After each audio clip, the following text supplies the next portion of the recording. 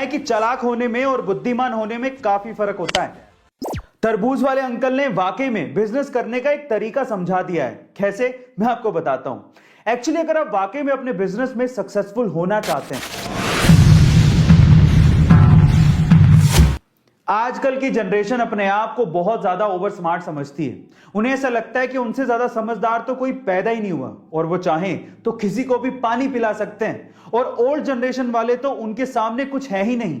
अगर आप भी ऐसा सोचते हैं तो चलो एक कहानी सुनते हैं, उसके बाद फैसला करेंगे कि समझदार कौन है। तो हुआ कुछ यूं कि एक बूढ़ा सा आदमी अपने एक ठेले पे तरबूज बेच रहा था, और उसके लिए उसने ठेले के सामने एक बोर्ड लगा रखा था, और बोर्ड पे लिखा था एक तरबूज 30 रुपए का, लेकिन 3 तरबूज 100 रुपए के। ठीक है। अब वहां से ना एक बंदा जा रहा था, काफी यंग था, अपने आप को स्मार्ट समझता था। वो रुक गया, उसने बोर्ड पढ़ा, और बोर्ड पढ़ने के बाद अंदर ही अंदर हंसने लगा और सोचने लगा कि चलो आज अंकल के मजे ले लेते हैं। वो रुका, उसने अंकल को पहले 30 रुपए दिए और बोला एक तरबूज दे दो, क्योंकि एक तरबूज 30 रुपए का था। उसने फिर से 30 रुपए दिए और बोला एक और तरबूज दे दो। अंकल ने दे दिया। फिर बोला अंकल एक बार और 30 रुपए लो और एक और तरबूज दे दो। अंकल ने फिर दे दिया।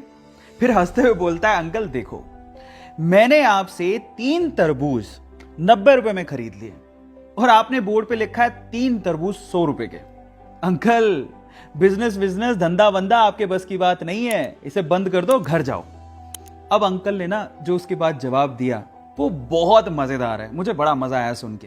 अंकल मंद मंद मुस्कुराते हुए बोला, बेटा आजकल के बच्चे बड़े स्मार्ट हैं, वो चाहें तो एक तरबूज खरीदने आए थे, वो एक तरबूज खरीद के निकल सकते हैं या फिर सीधे भी निकल सकते हैं, लेकिन मुझे बिजनेस सिखाने के लिए और मुझे अनपढ़ साबित करने के लिए वो मुझसे 3-3 तरबूज खरीदते हैं।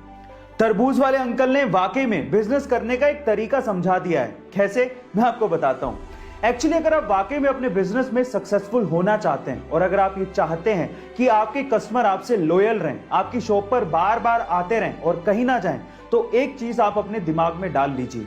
हमेशा आप कोशिश करिए कि आपका कस्टमर दिमाग में ये सोचे कि उसे माल सस्ते में मिला है और वो जीत गया है और आपने उससे ज्यादा मुनाफा नहीं कमाया है।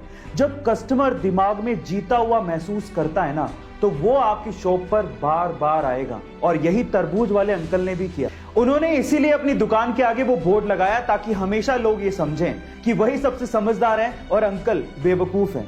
Now moral of the story, देखिए ऐसा है कि चालाक होने में और बुद्धिमान होने में काफी फर्क होता है। चालाक इंसान को ये अहंकार हो सकता है कि वो बुद्धिमान है, लेकिन एक्चुअली वो बुद्धिमान होता नहीं है, क्योंकि वही अहंकार उसकी बुद्धि को भ्रष्ट कर देता है। एक बात याद रखिएगा, भले आज आप लोग न्यू जनरेशन में आते हो, लेकिन एक दिन आप भी ओल्ड जनरेशन हो जाओगे और नई जनरेशन आएगी। इसलिए be careful about your smartness. हाँ।